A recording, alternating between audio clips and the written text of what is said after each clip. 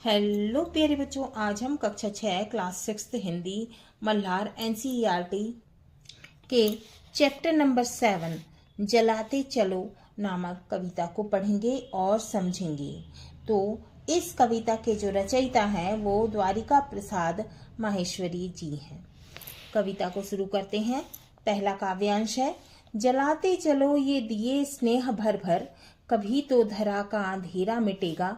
भले शक्ति विज्ञान में है निहित वह, कि जिससे अमावस बने पूर्णिमासी, मगर विश्व पर आज क्यों दिवस ही में घिरी आ रही है अमावस निशासी। बिना स्नेह विद्युत दिए जल रहे, जो बुझाओ इन्हें यो न पथ मिल सकेगा। तो इसमें दिए का मतलब है दीपक, स्नेह का मतलब है प्रेम प्यार, धरा का मतलब है पृथ्वी धरती, अंधेरा का मतलब है अंधकार, शक्ति का मतलब है ताकत, निहित का मतलब है अमावस का मतलब है अमावस्या। निहित का मतलब एक और होता है स्थित है, अंतर्निहित है। ठीक है। पूर्णिमा का मतलब होता है चंद्रमा की पूर्ण अवस्था वाली रात। विश्व का मतलब है संसार, दुनिया। दिवस का मतलब है दिन। घिरी का मतलब है आच्छादित या फिर ढकी हुई। निशा का मतलब है रात। पथ का मतलब है मार्ग, है ना। पथ का मतलब है मार्ग। हाँ, तो कवि कहते हैं कि हमें निरंतर मतलब लगातार प्रेम और स्नेह के दिए जलाते रहना चाहिए। कवि क्या कह रहे हैं कि जलाते चलो ये दिए स्नेह भर, कभी तो धरा का अंधकार मिटेगा। कवि कह रहे हैं कि हमें निरंतर प्रेम और स्नेह के दिए जलाते रहना चाहिए। लगातार जो है वो प्रेम और स्नेह के दिए जलाते रहना चाहिए, है ना। तभी तो क्या होगा, अंधकार मिटेगा।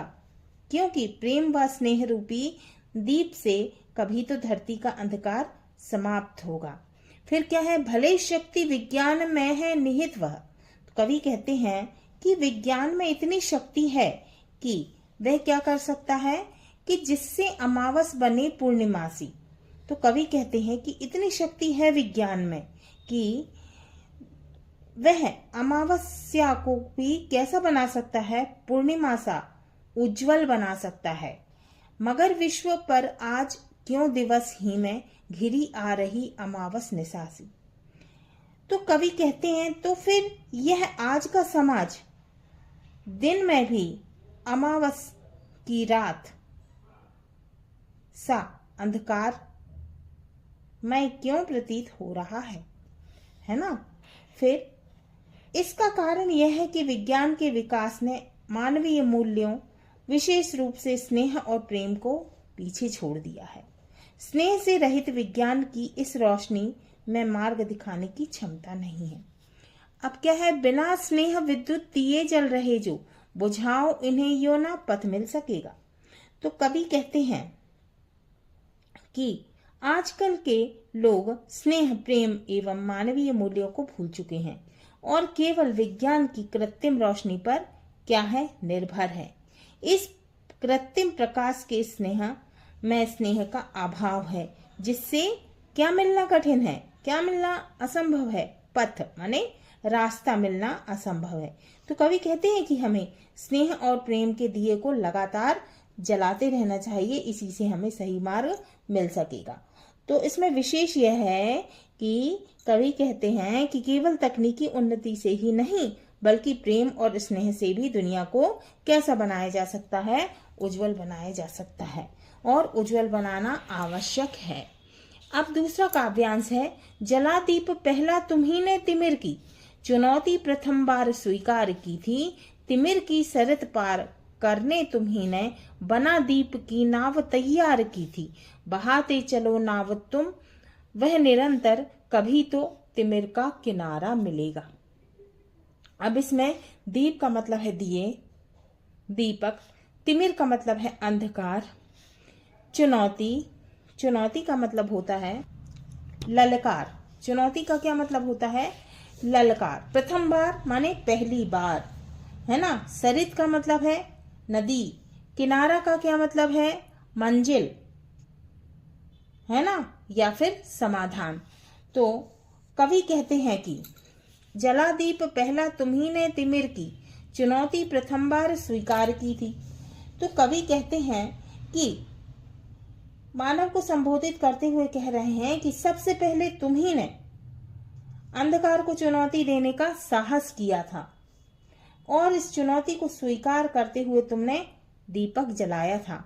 तिमिर की सरित पार करके तुम्ही ने बना दीप की नाव तैयार की थी।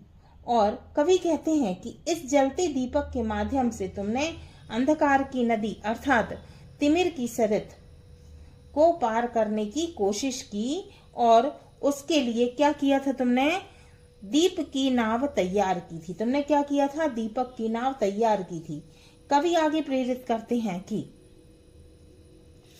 बहाते चलो नाव तुम वह निरंतर, कभी तो तिमिर का किनारा मिलेगा। तो कवि कह रहे हैं कि तुम लगातार निरंतर इस नाव को बहाते रहो अर्थात संघर्ष करते रहो, क्योंकि किसी न किसी दिन अंधकार को क्या मिलेगा, किनारा जरूर मिलेगा, अंधकार का अंत अवश्य होगा। इस प्रकार कवि का संदेश है कि निरंतर संघर्ष और साहस से ही अंधकार का नाश संभव है, माने अंधकार को नष्ट किया जा सकता है।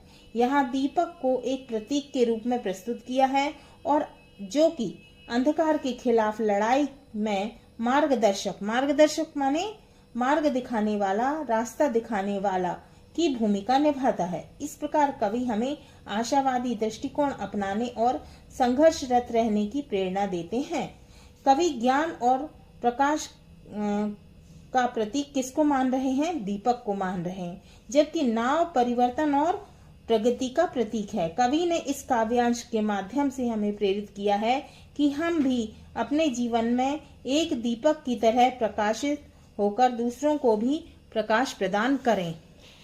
अब तीसरा है काव्यांश, युगों से तुम्ही ने तिमिर की शिला पर दिए अनगिनत हैं निरंतर जलाए, समय साक्षी है कि जलते हुए दीप तुम अनगिनत तुम्हारे पवन ने बुझाए। तो इसमें तिमिर है अंधकार, शिला का मतलब है पत्थर, अनगिनत का मतलब है बहुत सारे, निरंतर का मतलब है लगातार, साक्षी का मतलब है गवाह, पवन का मतलब है हवा। कवि कहते हैं कि युगों से तुम्ही ने तिमिर की शिला पर, तो कवि कहते हैं कि युगों से तुमने अंधकार की कठोर शिला पर दिए अनगिनत है निरंतर जलाए। तो कवि क्या कह रहे हैं कि तुमने अंधकार की कठोर शिला पर, कठोर पत्थर पर अनगिनत दिए जलाए हैं, दीपक जलाए हैं, और दीपक मनुष्य की कठिनाई को दूर करने के प्रयासों और संघर्षों का प्रतीक है। ठीक है, समय साक्षी है कि जलते हुए दीप अनगिनत तुम्हारे पवन ने बुझाए। तो कवि क्या कह रहे हैं, कवि कह रहे हैं कि समय इस बात का क्या है, साक्षी है, गवाह है कि कई बार जलते हुए दीपक अर्थात संघर्ष रत प्रयास हवाओं अर्थात परिस्थितियों ने बुझा दिए हैं, है ना, परिस्थितियों द्वारा बुझा दिए गए हैं। इन संघर्षों में कई बार क्या हुआ है, विफलता भी मिली है। विफलता माने असफलता। मगर बुझ स्वयं ज्योति जो दे गए वे, उसी से तिमिर को उजेला मिलेगा। तो कवि कहते हैं कि लेकिन फिर भी उन लौ ने बुझने से पहले प्रकाश दे गई, है ना, जो लौ थी वो बुझने से पहले क्या कर गई, प्रकाश दे गई, अंधकार को दूर करने में अपना योगदान दिया। चाहे कितनी भी बार दीपक बुझा है, लेकिन उसकी जो आखिरी चमक है वह अंधकार को मिटाने का काम करती ही है। अर्थात कभी कभी मनुष्य अपने प्रयासों में सफल नहीं होता, लेकिन उसके प्रयास हमेशा आगे बढ़ने की प्रेरणा देते हैं, हार मानने की नहीं। अतः जो व्यक्ति रुक जाता है या हार मान जाता है अथवा जो किसी कारणवश अपने लक्ष्य को प्राप्त नहीं कर पाता है, उनके प्रयास भी निरंतर हमें आगे बढ़ने की क्या करते हैं, प्रेरणा देते हैं। अतः संघर्षों और कठिनाई के बावजूद भी हमें अपने प्रयासों को क्या करना चाहिए, जारी रखना चाहिए। है ना, क्योंकि हर छोटे से प्रयास का बड़ा महत्व होता है। अंधकार का सामना करने के लिए संघर्ष रहना ही जीवन की सच्चाई है। अंततः यह संघर्ष ही हमें कहाँ ले जाता है? सफलता की ओर ले जाता है। उसी से तिमिर को उजाला मिलेगा, मतलब उसी से अंधकार को क्या मिलेगा? उजाला मिलेगा, उजेला मिलेगा, मतलब उजाला मिलेगा। अब है चौथा काव्यांश। दिए और तूफान की यह कहानी चली आ रही और चलती रहेगी। जली जो प्रथम बार लौ दीप की, स्वर्ण सी जल रही और जलती रहेगी। रहेगा धरा पर दिया एक भी यदि, कभी तो निशा को सवेरा मिलेगा। है ना। अब इसमें तूफान का मतलब है आंधी, है ना, बड़ी चुनौती, है ना। बड़ी चुनौती का क्या मतलब है? इसमें तूफान से मतलब है, इसका तात्पर्य है ना। और स्वर्णसी, स्वर्णसी का मतलब है सोने के जैसे, उज्जवल, चमकदार, है ना। और निशा का क्या मतलब है? निशा का मतलब है यहाँ पर रात से, अंधकार से। सवेरा का मतलब है सुबह। और धरा का क्या मतलब है? धरा का मतलब है धरती, पृथ्वी। ठीक है। अब कवि इसमें कहते हैं कि दीपक और, है ना, क्या कहते हैं? दिए और तूफान। तो कवि कह रहे हैं दीपक और तूफान की कहानी सदियों से, है ना, यह दिए और तूफान की यह कहानी चली आ रही और चलती रहेगी। तो सदियों से चली आ रही है और आगे भी चलती रहेगी। तो यह कहानी प्रतीकात्मक रूप से इस बात की ओर संकेत करती है कि जीवन में कठिनाई और विपरीत परिस्थितियां हमेशा आती रहेंगी, लेकिन यदि मनुष्य दृढ़ता और साहस के साथ आशा रूपी दीपक को जलाए रखता है तो वह हर कठिनाई को क्या करता है? पार कर जाता है। जली जो प्रथम बार लौ दीप की, स्वर्ण सी जल रही और जलती रहेगी।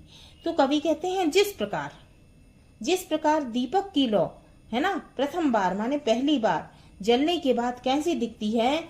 सोने के जैसी चमक उठती है ना, चमक के साथ जलती है। उसी प्रकार बार बार मनुष्य ने संघर्ष और सकारात्मकता का मार्ग अपनाया है और वह जीवन की कठिनाइयों का सामना करते हुए उज्जवल भविष्य की ओर बढ़ता रहेगा।